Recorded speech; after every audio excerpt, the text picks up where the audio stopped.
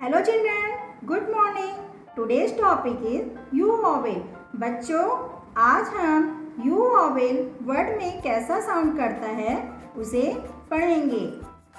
So let's start. हमारा first word है sum. S U M. Sum means जोड़ना।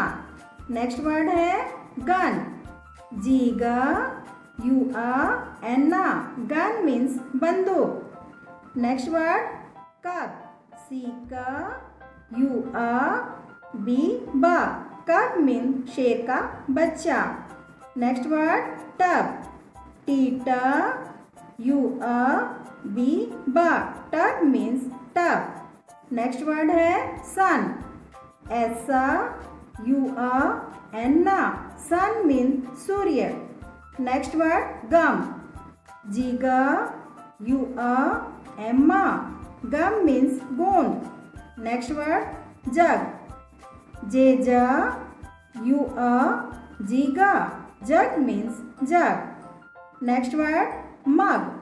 M U G ग। Mug means ग।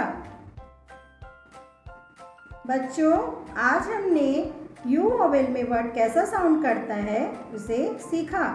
अब आप घर में इसकी प्रैक्टिस करेंगे। Thank you.